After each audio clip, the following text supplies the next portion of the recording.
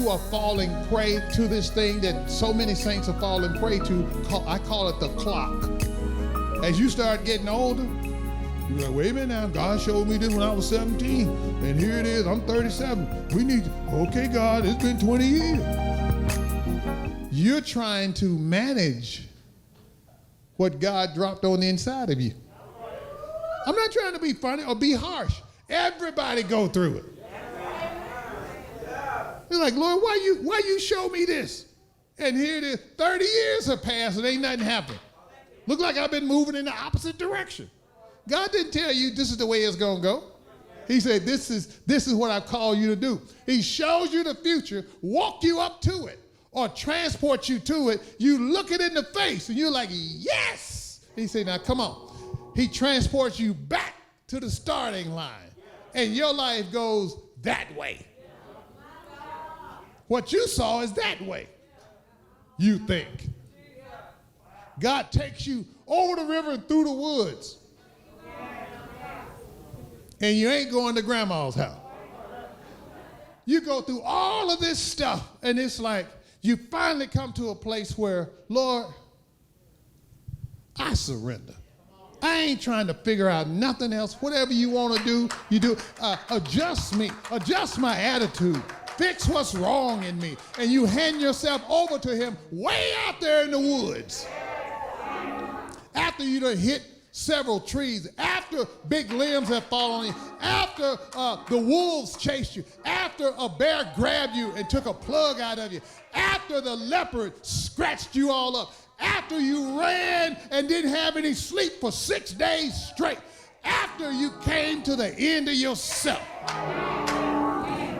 And then right where the rocks fell on you and where the trees collapsed and where all the bears and the lions and the tigers and the oh my's happened to you, you threw your hands up, and then God turned that place into the place that he showed you your purpose. It happened in the woods, but it didn't manifest until you surrendered yourself over to it.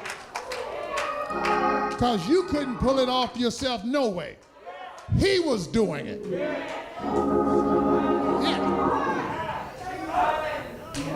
That was for somebody. Stop crying along the journey. Hallelujah. Woo. Look at this. Verse 7 says, pour out all your worries and stress upon him and leave them there. Pour it out, and then he tells you to leave. Pour it out. Leave it there. If you leave it there, it ain't going with you when you walk away. Some of you are carrying too much stuff, and you don't know that the enemy has suckered you into a place where he can make you a POW because you're hanging on to the stress. De-stress. That's what he's saying. Get rid of the stress. Get rid of the worries. I had something pressing against me one time. And it was pressing, and went to bed, and this stuff is still on my mind. I feel it sitting in my chest. And the Lord asked me a question. He said, are you going to stay up? Yes, sir. And I remember the scripture said God neither sleeps nor slumbers. Are you going to stay up fooling with this? I said, wait a minute. I was so wrapped up in my thoughts, I didn't even know where I was. You know when somebody's all messed up in the head and you got a whole lot on your mind, you could be going and doing things and your autopilot is taking you through that. You ain't seen nobody. You don't even know where. You don't remember leaving the house and driving to the store.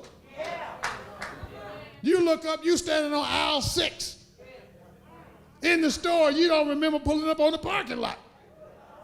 Your mind is all wrapped up with this thing. He said, are you going to stay up? Wait a minute. You neither sleep nor slumber. Ain't no point in both of us staying up. I'm going to sleep. Cast the care on him. I cast it on him and went to sleep. I'm talking about real sleep. I'm talking about the sleep where you crook your head to the side and you let your tongue hang out and you go,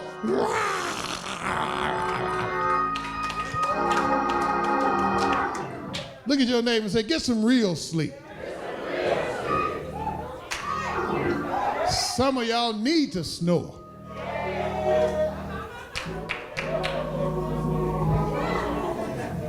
Man, here carrying all this stuff. So he says, pour all your worries out and your stresses upon him and leave them there, for he always tenderly cares for you. Be well balanced and alert. Well balanced and alert. We're not alert. We're not watchful. We let any and everything in our ear gate, our eye gate. We let anybody in our life. Folks that quote scriptures, you think they spiritual. The devil quotes the scriptures and twists them. There are people who are in rebellion and you're innocent. And they want to latch on to you. You're innocently pursuing the Lord, but they want to latch on to you and they'll siphon off of you.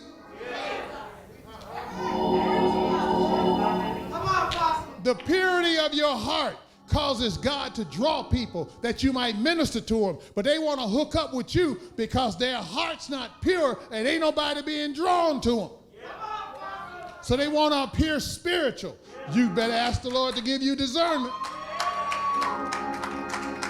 and give you grace to handle those that God has said no to. He said you got to be well balanced. Don't be so spiritual that you can't pay your bills. Don't be so spiritual that you can't be kind to folks. Don't be so spiritual that you can't open the door for your wife. Don't be so spiritual that you can't cook for your husband.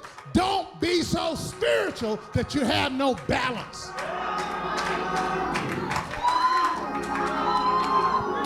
And God is the one, the Spirit of God is the one that will strike the balance in your life. He will show you this is the balance. And the balance of God, his scales does not entertain or embrace any injustice. That was too much for y'all, wasn't it? See, we want to point out how the devil goes about like a roaring lion, seeking whom he may devour. And so we're looking for a roaring lion that's seeking whom he may devour. You ain't seen no lion. Since you hadn't seen one, you ain't been concerned about the devil. Not understanding the tactics. When you're not balanced, you're falling prey. That's the roaring lion. Your life has no balance. Who said you got to go to everything that's been put on? What if the Spirit of God tell you to sit tight?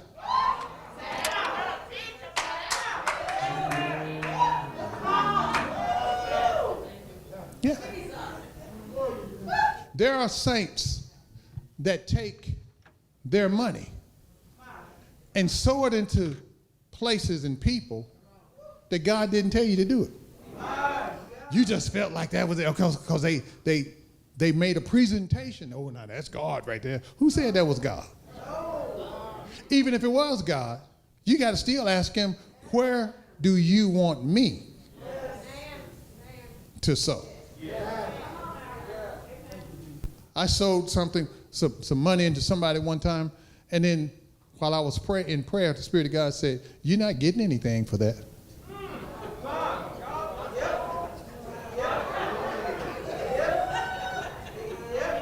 Yeah, he know how to get your attention. My hard-earned money I sold into them, and I'm thinking, I should have known. There's something about them. They crooks. They this and that. It wasn't that they were crooks. He didn't tell me to sow there. He said, so you're not getting anything for that. And I was like, well, how come? Why come? Oh, you know how it is when you think you've been done wrong, you'll bow up at the Lord. Wait a minute, Lord. Why come? Because I didn't tell you to sow it. He said, from now on, only sow where I tell you to sow. You ain't clapping for me. Lord have mercy. Are y'all getting this? Say, be well balanced and always alert. Because your enemy, the devil, roams about incessantly like a roaring lion looking for its prey to devour. Take a decisive stand against him and resist his every attack. To resist means you're going to take up your battle position against him. What is your battle position? I'm asking you, what's your battle position? Then how do you know to take it up? This is what you gotta go to the Spirit of God and say, Lord, show me, what is my battle position? What does that look like? He'll begin to show you. That's why personal prayer is so important. Is your communing with him. Are y'all listening to me? So we're trying to figure out how come stuff ain't working. As an infant or a baby, an immature person in the things of God, there are some things that you can get away with. But it's only for a moment. Y'all know how it is with little kids, little toddlers. They do things. They're innocent. They don't know. Oh, but when they turn 18 and they doing that, we're going to have to break that in you. Yeah. You know how it is. Teenagers, they got all the answers and they ain't got no money. They know how you ought to run the house that accommodates them. They ain't paid not nan bill. Everybody say nan bill. Well, you can talk all day long. But like my mama used to say, I can show you better than I can tell you. And once they show you, it don't take another one. They cook and you bust up to the table, the first one. And they said, only those that work get to eat. You don't want no job. So you can't eat. But I'm used to eating. I know. Now you're going to see what it's like to not be able to eat. Food costs money. Y'all know how it is. It don't take but one time. You be out there cutting grass and raking leaves and cleaning gut. Oh, yeah. Wow. Let me do this. The devil wants to make the people of God, POWs, and then you gotta know that there are two fronts. Two battlefronts. Say two battlefronts. One is a battlefront that's within you.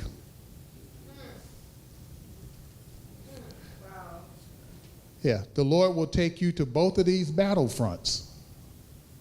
But the first place he's going to take you to, and I'm talking about the enemy is out to take you out. But the Lord you're born for battle. But it's two fronts. One is inside, one is outside. Now, here's Genesis 32. Y'all pull that up for me. Genesis 32. And we'll pick up at verse 22.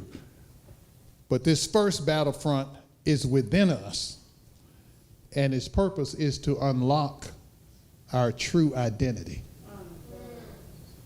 If God can't unlock your true identity, you will lose on the battlefront that's outside of you. You will always lose. There are a lot of people, I've been fighting the devil. Come on now. But the problem is, they really don't know who they are. So how can you fight effectively and you don't know who you are? This is the toughest battlefront, the one that's within. Because the battle within, the Lord will make you face you. The you that you have portrayed and the you that you really are. Let me look at this, then I'll be out of your way. I know some of y'all like, I wish he gone, leave that alone. You don't tell me what to do. Look at your neighbor and say, you don't scare him. This I want to read this to you. This is about Jacob. This is after he left his uncle Laban. Y'all know the story about Jacob and his uncle Laban. Jacob comes from a long line of hustlers, con men. That was Jacob's name, bamboozler. He steals from you while you're looking at him. He in covenant with God, but he's a bamboozler. He's like, what? Don't look at me like that. Y'all know how saints are. We go to church and we cuss. We go to church and we steal. We smile while we put the wrong figures down. We was reading our Bible in our cubicle while we was putting the Post-it notes in our purse. I can't hear nobody. So don't be hard on Jacob. And so Jacob is on the way back home, back to where he was born, but he's scared because he's got to run into his brother Esau that he bamboozled the birthright out of. Yeah. Saints don't like to go back to where the crime scene is. We want the Lord to move us on to other places. But God has this way of making you come back to the scene of the crime and deal with what has to be dealt with. I don't want to deal with this because that's why I left. Oh my goodness. But his assignment is where the crime scene is. Jesus. Look at your neighbor and say, you're going to have to face up. And so Jacob comes and he's come up with these strategies to try to appease his brother and all that stuff. And here it says, and he arose that night and took his 2 wives, his 2 female servants, and his 11 sons, and crossed over the ford of Jabbok.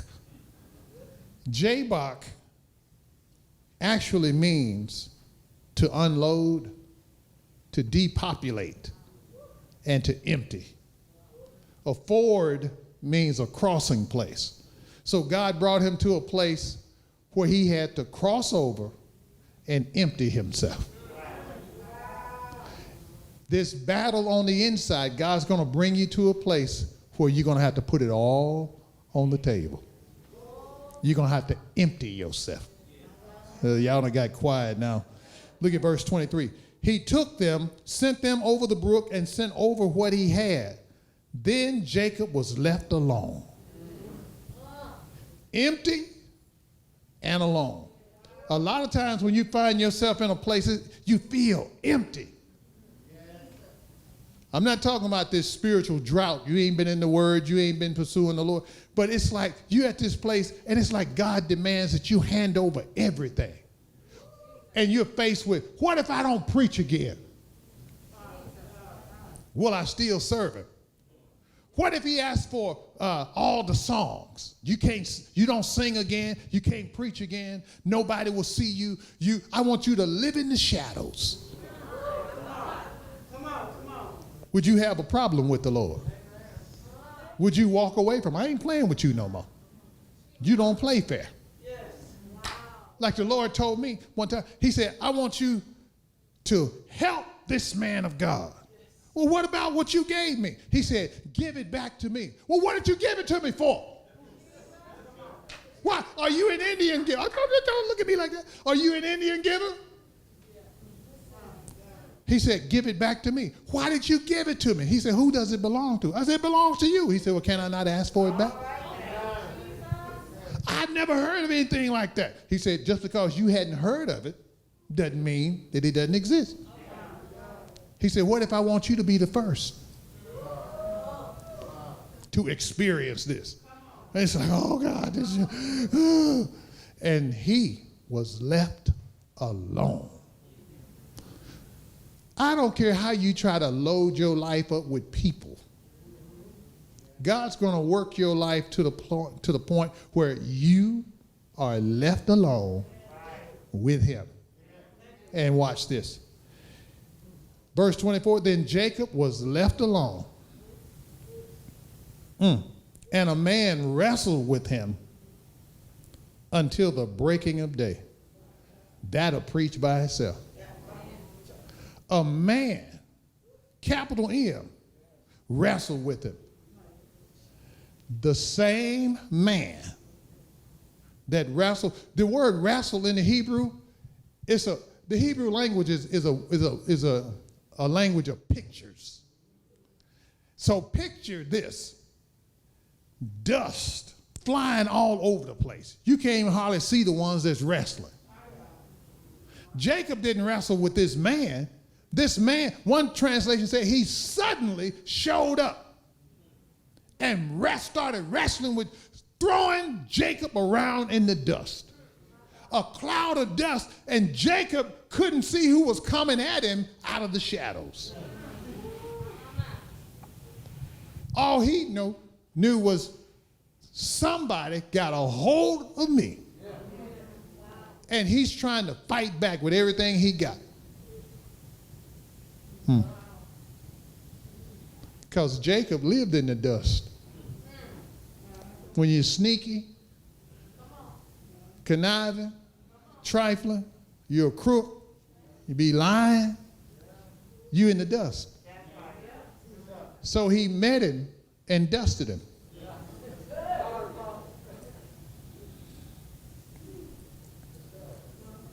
Your life won't go any further until this man wrestles with you. Everybody say, this man. You go and read about Joshua. Joshua, bad as he is, had to meet this man. When this man came, everything changed. When this man grabs hold of you, he has the power to shut your life down or release you into something. That's what we've been afraid of. We want to put on the whole armor of God, but we haven't encountered this man. This man deals with what's on the inside, so you can win that battle. Because when Jacob won that battle, he could face his brother. Up to then, he was functioning in fear and pulling out all his old tricks, trying to con his brother. Are y'all listening to me? Yes. Verse 25, when he saw that he did not prevail against him, he touched the socket of his hip, and the socket of Jacob's hip was out of joint, and he wrestled with him. He's hurting, and the man's still wrestling with him. God don't care about you. You're going to holler in this one. I can't sugarcoat it. You will holler in this encounter. You will holler when your hip is out of joint. He didn't have no Advil or Tylenol, none of that stuff. No, take 3 of them, and it'll take the edge off the pain. No. This is straight pain, and the Lord inflicted it on him. He took his hip out of joint. Pain like you never imagined. And he said, let me go, for the day breaks. I love this because back in verse 24, he said he wrestled with him until the breaking of day. The breaking of day means this, folks: a brand new pattern and an opportunity. God wrestled with him until he brought him to a place of a brand new pattern and new opportunities. He'll break the old patterns in your life. In verse 27, so he said to him, what is your name? And he said, Jacob. And he said, your name shall no longer be called Jacob, con man, bamboozler. For you have struggled with God and with man and have prevailed. Your name is Israel. The reason the first battlefront is within, because Jacob did not know who he was until this man wrestled with him. And this man told him who he really is. This is not your identity. Your identity is a prince with God. Wow. Israel really, the name Israel really has three meanings to it. One who struggled with God and prevailed. The second one is may God, El, preserve. May El preserve. And the third one is prince with God. But may God, or may El, talking about Elohim, may he preserve you. May he unleash his unimaginable creative power in your life and transform everything about you. And that's what he did. You're not a crook. You're a prince with God. The man that wrestled with him gave him his identity. And from that moment forward, he started walking in that new man. Have you discovered who you really are? Or are you operating on the name that your family gave you? It was a family member that said you won't ever be nothing.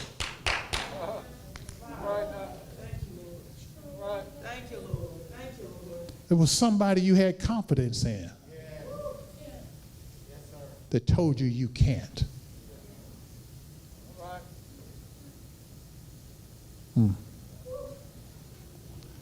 You were born for this battle. Born to win. And that's what the Lord is trying. He wants this in all of us to understand. You're born for battle. He know it. And that's what he's ready to equip you for. Not be religious, but for battle. But to be equipped for this battle, you cannot be out of place. Don't become like many saints now. We run and do whatever we want to do, and we want God to bless it. You're out of order. This battle requires us to be totally submitted to the King. Are y'all receiving this? Say, I was born for battle. And give the Lord a hand of praise.